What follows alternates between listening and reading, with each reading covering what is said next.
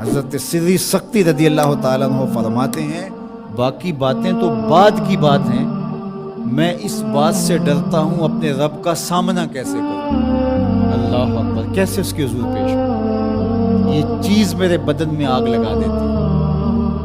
احکم الحاکمین کا دربار ہو تو کیسے اس کے روبرو میں حاضر ہوں۔ اور حضرت اقبال 2 قدم آگے بڑھ کے ایک جملہ بولنے لگے، کہتے ہیں لوگ اس بات سے ڈرتے ہیں کہ رب کا سامنا کیسے کریں گے، میں تو اس بات سے ڈرتا ہوں رسول اللہ کا سامنا کیسے کریں گے۔ حضور کا امتی ہو کل قیامت کے دن حضور کا سامنا کیسے کرے گا، بندہ خدا اپنے رب کا سامنا کیسے کرے گا۔ لیکن یہ کرنا پڑے گا، یہ نہیں ہے کہ کوئی فرار کا راستہ تلاش کر لے کہ میں نہیں کرتا، یہ کرنا تو پڑے گا، ہر صورت میں کرنا پڑے گا۔ بلکہ ایک حدیث پاک میں آتا ہے قیامت کے دن جب لوگ اس کے روبرو پیش ہوں گے تو اللہ بندے کو اپنے حضور سے ہٹنے نہیں دے گا جب تک 4 سوال اس سے پوچھ نہیں لیتا۔ ان عمرہ فیما افناہ، اس سے پوچھا جائے گا عمر کہاں گزاری۔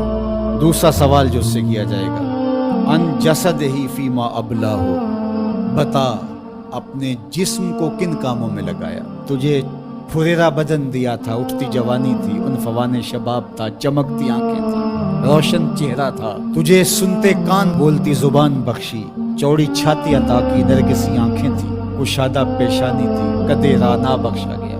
جب تو چلتا تھا تو تیری رفتار سے غزال خطابی شرمندہ ہوتے تھے، تیرے لہجے کا بانک پن، تیری زندگی کا جمال، تیری چڑھتی جوانی، تجھے دی گئی طاقتیں، صلاحیتیں، بتا تو نے اپنے جسم کو کس راہ میں لگایا۔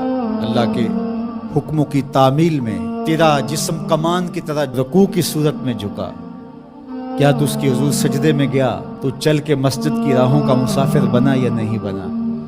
جسم کے بارے میں پوچھا جائے گا فیما ابلاہ وعن علمہ ماذا عمل فی، اور پوچھا جائے گا تجھے جو علم دیا گیا تھا بتا عمل کہاں تک کیا۔ صرف تقریریں ہی تو نہیں کی، لوگوں کو سمجھاتا رہا اور خود کورے کا کورا رہا، لوگوں کو عمل کی دعوت دیتا رہا اور اپنا من گندا اور میلا ہی رہا، لوگوں کو تلقین کرتا رہا لیکن خود اس پر عمل پیرا ہوا یا نہ ہوا۔ چوتھا سوال جو بندے سے کیا جائے گا وَعَن مَالِهِ مِنْ أَيْنَ اكْتَسَبَهُ وَفِيمَا أَنْفَقَهُ، بتا مال کمایا کیسے اور یہ بھی بتا مال خرچ کہاں کیا۔ مال کے بارے میں 2 سوال، کمایا کہاں اور خرچ کہاں کیا۔ تو اللہ جل شانہ کا سامنا تو کرنا پڑے گا اور ایک وقت آنا ہے کہ تو اپنے رب سے ملاقات کر۔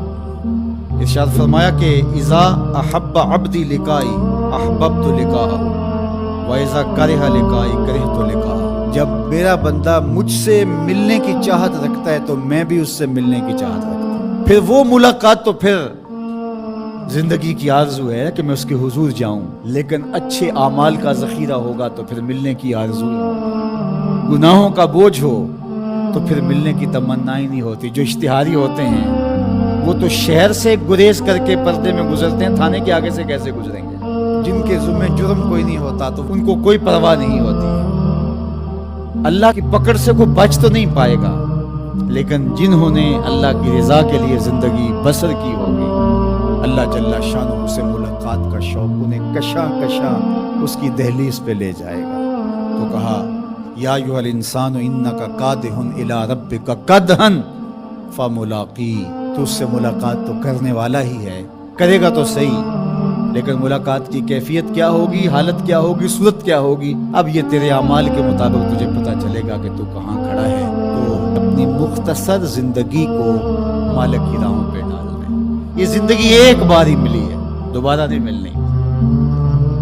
یہ اس وقت ڈاڈا پچھتاوا ہوگا، لوگ کہیں گے یا اللہ ایک بار بھیج دے بس، اب تو آنکھوں سے سب کچھ دیکھ لیا، دوبارہ تو سر سجدے سے نہیں اٹھائیں گے۔ کہا تجھے بھیجا تھا، پیغمبر بھی بھیجے تھے، کتابیں بھی اتاری تھی، روز مرتے ہوئے لوگ تیرے سامنے تھے، اٹھتے ہوئے جنازے تیرے سامنے تھے، پھیلے ہوئے قبرستان، ڈوبتا ہوا سورج، یہ عارضی دنیا کے کتنے نقشے تمہیں دکھائے لیکن تو پھر بھی نہ مانا۔ اب دوسرا موقع، یقول یا لیتنی قدمت لحیاتی، وہ کہے گا کاش میں اس زندگی کو اس زندگی کے لیے آگے بھیج دیا ہوتا، لیکن پھر سوائے پچھتاوے کے اور کچھ نہیں۔